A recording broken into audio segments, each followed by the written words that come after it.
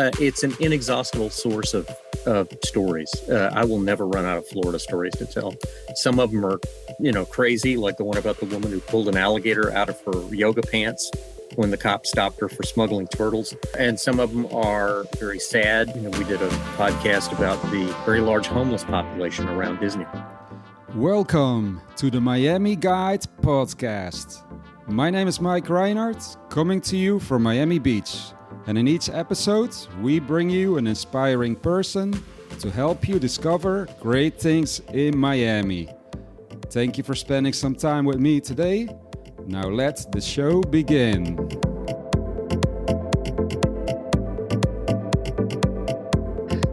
Well, okay, Craig. Thank you so much for coming on the show, and I would love to talk to you and learn more about your story. I also read Manatee Insanity. Was a really nice read. Oh, good. Thank you. I'm glad you enjoyed it. Yeah, it was. I love manatees, and interesting to learn more about them. Can you tell us something about yourself? Introduce yourself. How did you got started as an author? Sure. I'm a native Floridian, so if we get interrupted by someone from the Fish and Wildlife Service coming in to tag me, that's why. We're an endangered species, native Floridians. I was born in Pensacola, went to college in Alabama, graduated and came back to Florida just as fast as I could because I really wanted to come back. I did not like living in a landlocked state, basically a landlocked state. But worked for the Pensacola News Journal for 5 years, my hometown paper. Worked for the Sarasota Herald Tribune for 3 years, and then landed a job at what was then the St. Petersburg Times in St. Petersburg, now the Tampa Bay Times. Worked there for 30 years, 20 of it covering environmental issues. And I worked with another reporter named Matt Waite. We did a series of stories about Florida's wetlands that won some national awards, and we turned that into a book called Paving Paradise. And it did really well. And so then the publisher said, "What else have you got?" And I said, "Well, the most outrageous, divisive, crazy issue I cover is manatee protection." And the publisher said, "Great, write a book about that." So that's where Manatee Insanity came from. I've done a total of 6 books. And the big seller is Oh, Florida, How America's Weirdest State Influences the Rest of the Country, which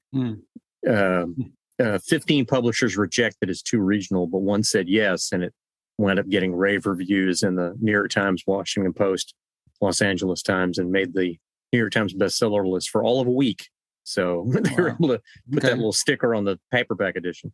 And then I wrote a book called Cattail, which is about saving the Florida panther, which is a story I've been wanting to tell for about 20 years. And I needed a good ending, and I finally got a hopeful ending. So I was able to write that one. And then The State You're In, Florida Men, Florida Women, and Other Wildlife, which just came out recently in paperback. And that's a collection of my stories and columns over the last 30 years. I was laid off by the Times in March 2020, right at the start of the pandemic. But I haven't slowed down a bit. I write a weekly column for the Florida Phoenix about Florida environmental issues. I do a weekly podcast called Welcome to Florida with Chad Scott, and where we try and educate the 900 new people who move to Florida every day about what they've gotten themselves into. And I'm working on book number 7 as we speak. So it seems like you really love Florida. Oh yeah.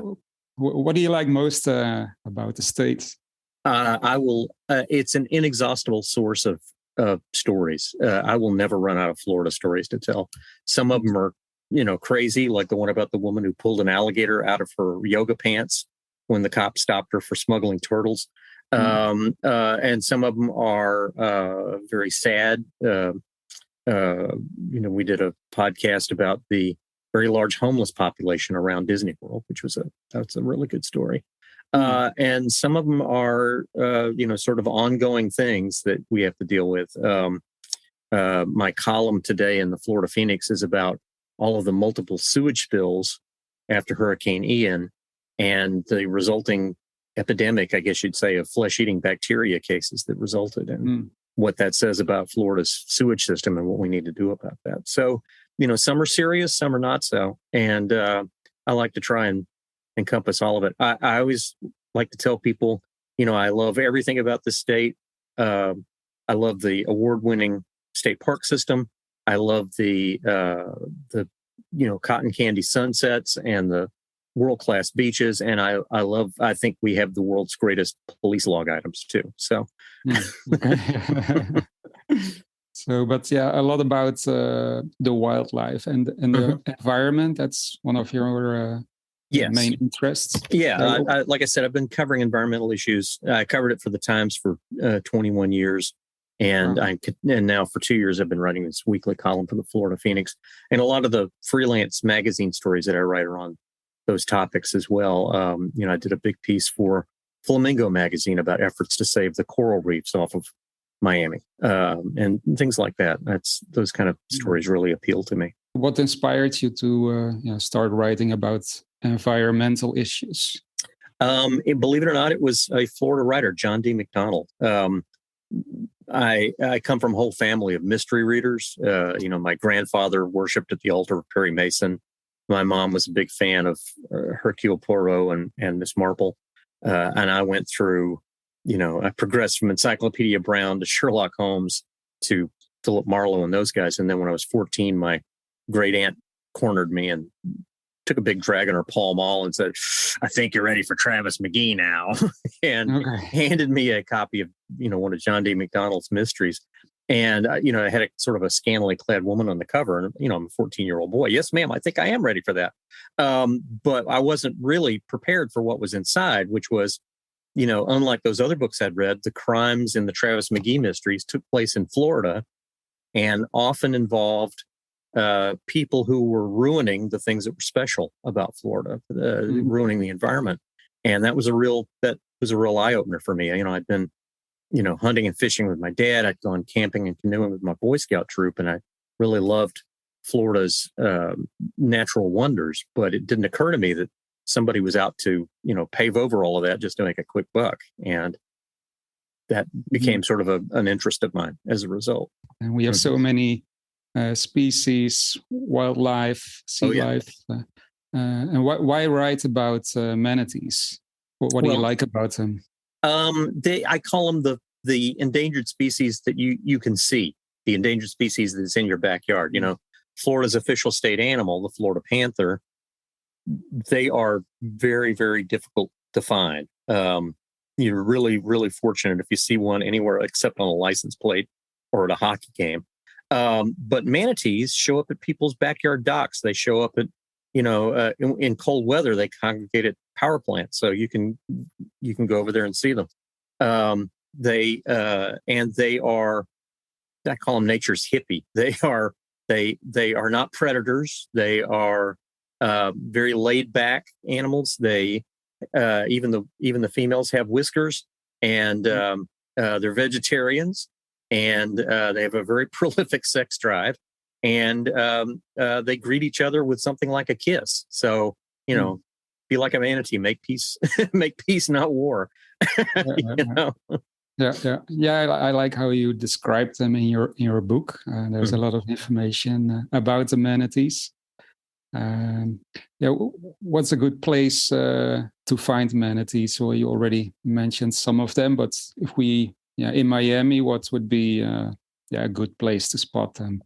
I think generally the best places to see manatees are to wait for when it's cool, and then you'll see them in the power plant outfall. One of the most crucial pieces of manatee science actually happened there in Miami. There was an early Everglades National Park biologist named Joe Moore, who his assignment from his boss, the first superintendent of the Everglades National Park, told him, some people say the manatees are disappearing. Some people say they're more than ever.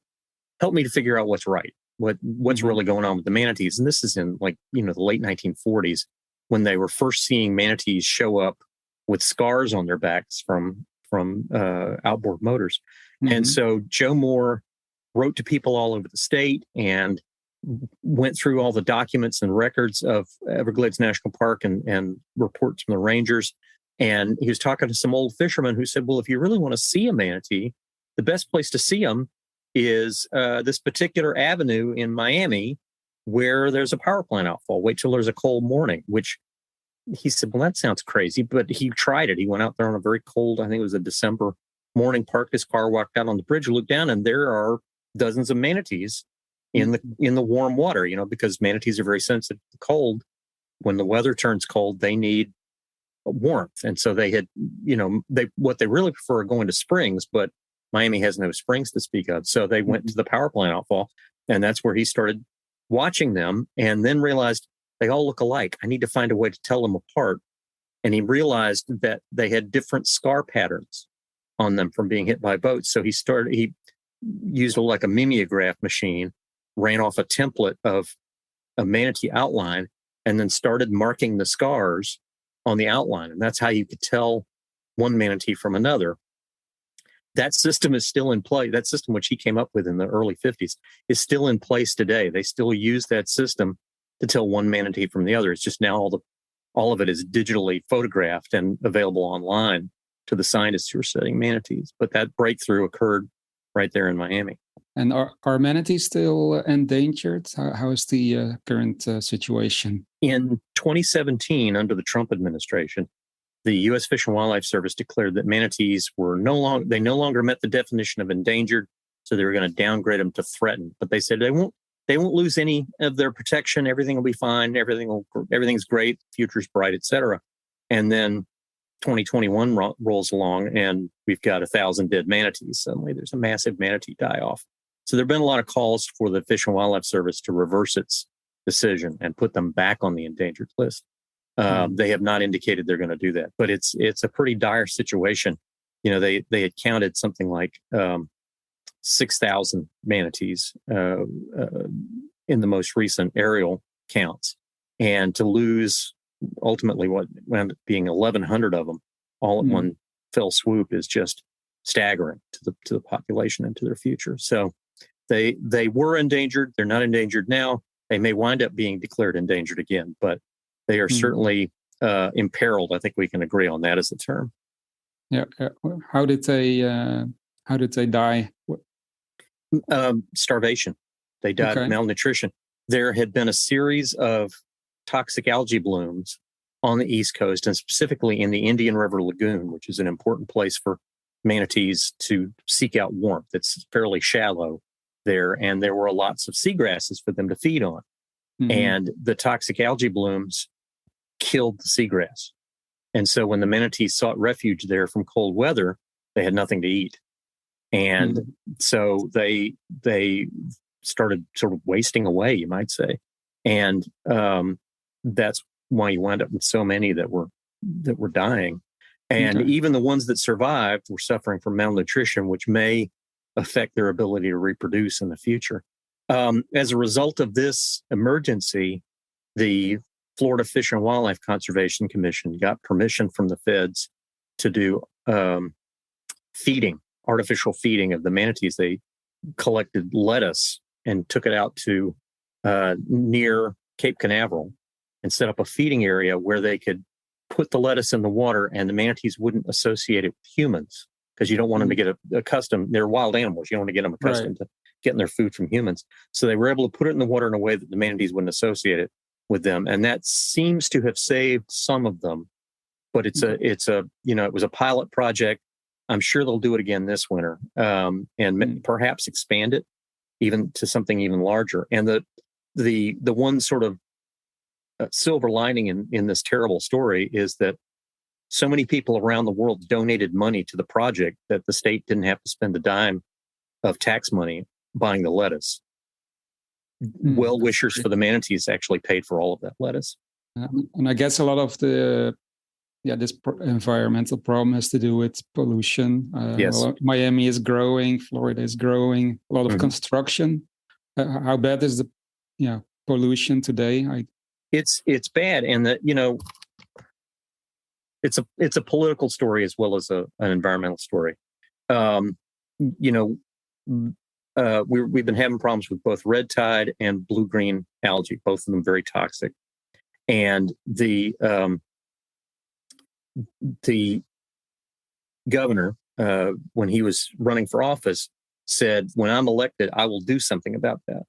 And he did. He appointed a task force of actual scientists, brilliant people, who sat down and came up with a list of recommendations for things that would fix the problem, would help, at least get us started to cleaning up our waterways, cutting back on these toxic algae blooms that are so damaging. And the legislature basically ignored it, and the governor basically ignored it. They passed this very watered down law called the Clean Waterways Act that it doesn't follow the recommendations basically at all. Everything is just voluntary. Oh, we would like, it's like having a speed limit, but you don't get arrested for speeding. They just suggest you slow down. It's like that. And it's one of the governor's biggest broken promises, quite frankly, that, we are still dealing with that and still dealing with the consequences of all this pollution. Well, they're so iconic. That manatees are such, they're so associated with Florida. You see them on license plates. You see schools that have adopted manatees. A lot of schools actually use manatees as their mascot. And Crystal River, where Jacques Cousteau filmed his famous special Forgotten Mermaids, which also had scenes from Miami in it, by the way, has now become sort of a manatee tourism center. There's actually a statue of a manatee at City Hall. There are manatees on the police badges, although I don't think that really scares the bad guys. And they have an annual manatee festival there. So, they're not just cool animals to look at. They're environmentally important, but they're economically important too. They're part of our tourism industry. And, we need to take better care of them. Yeah, we did once a podcast with the grandson of Cousteau. Oh, that's great. Philippe Cousteau. Yeah. For the show, there was a manatee that had gotten stuck in a Miami drainage pipe. They called it Sewer Sam. And so they had gotten Sewer Sam out of the pipe, but they didn't know what to do with him. And Cousteau found out that if he could get the manatee, if he could get Sewer Sam across the state, he could release it in the Crystal River area. So he paid to have Sewer Sam transferred from Miami, where he'd gotten stuck, over to the Crystal River area. And the release was successful. It made for a very dramatic TV. People all around the world learned about manatees for the first time. And a lot of them started flocking to Florida to see manatees because they were so intrigued by this TV show. What inspires you? Where do you get your inspiration from and your creativity to write? You mean other than my monthly mortgage statement? From my kids, these are things that I want them to know about the state where they've grown up in, and the state where they were born and have grown up in. And so, they say all writers have an ideal reader. And when I was younger, my ideal reader was my aunt, who was very inquisitive and loved to hear me tell her about the things that I was working on. But when my kids were born, I started thinking differently. I started thinking, instead of, I need to tell them about these important things that are going on in their state, and they need to know about this stuff. And in fact, they actually make an appearance in Manatee Insanity, and the book is dedicated to them. One Christmas, when we had spent a lot of money on gifts and we didn't have any money left, and then our heater broke and the weather was kind of cold. I was home, the kids were playing video games, and but the house was very cold, and we took turns going into the kitchen and hanging out near the stove because that was the one source of warmth. And I thought, there is a free entertainment thing that will get us out of this house, and we can at least sit in the warm car for a while. So I loaded them into the van. We drove an hour over to Apollo Beach, and enjoying the warmth of the car heater. And when we got to Apollo Beach, the big power plant there, got out there, went to the manatee viewing area, and there were 300 manatees huddled up there for warmth. Wow. And one of my kids actually looked around and said, "Dad, this is cooler than video games." So that's who the book's dedicated to. Right. Yeah, I saw that. Yeah, that's amazing. Do you have any advice for inspiring writers, emerging writers, to start writing? I would quote you Harry Cruz's advice. Harry Cruz, the famous author who was also an instructor in writing at the University of Florida, which was put your butt in the chair. Basically, if you want to be a writer, sit down and write. That's how you learn how to do things is by actually doing it. So, yeah, and read too. You should read, read good writers in order to learn how to write. I guess that's the other lesson. Okay. Read, and I would recommend reading a lot of Florida writers. John D. McDonald, I mentioned. Zora Neale Hurston's another one. Carl Hyacin, Edwidge Danicant, who lives there in Miami. Those are all brilliant writers who are, living right here in Florida and can teach you a lot. So Miami Book Fair is coming up soon. Yes. What is next for you? You mentioned something about an upcoming book. Yeah, I'm working on a book about pythons. I've written 2 books about Florida native species. Now I think it's time to tackle the biggest invasive around, and the stories are just amazing. I tracked down the first Everglades park ranger who found a python in the park. It happened in 1979. He was coming back from a first date. There was not a second date because he insisted on picking up the snake. It was 11 feet 9 inches long. It was huge. And he insisted on picking up the carcass and putting it in the car. And his date said, "You're not putting that in there with me." And he said, "Well, then I'll come back for you." It was great talking to you. Where can people find more information about you? Where can they follow you? Yes. I have a website, www.craigpittman.com. I'm on Twitter @CraigTimes. I do a weekly podcast, Welcome to Florida. That's on all the common podcast platforms. And I write a weekly column for the Florida Phoenix, which is floridaphoenix.com. Okay, I'll make sure our audience will follow you, and we will share all these links in the show notes. Great. Well, Craig, thank you so much for talking. It was really nice to hear your story, and I can't wait for your upcoming book. Thanks. About pythons. So, yeah. All right. Thank you so much. Thanks. Take care. Hey guys, I hope you enjoyed this episode of the Miami Guide podcast as much as we enjoyed creating it. Well, you can find more information about our guest in the show notes. And if you haven't subscribed to our show yet, please take out your phone right now and subscribe to the Miami Guide podcast so that you don't have to miss another show. All of our episodes are also on our website, themiamiguide.com. And I would love to hear your feedback about the episodes. I appreciate if you'd leave me a review on iTunes. Well, we have more episodes coming up. We're brewing with ideas, stories and content we can't wait to share with you. Well, once again, my name is Mike, and I'm here to inspire you with amazing stories, capturing the vibes of Miami, and help you discover the magic of this city. You can follow us online everywhere as The Miami Guide, on Instagram, Facebook, and our website, themiamiguide.com. Thank you so much for listening, and see you in the next episode.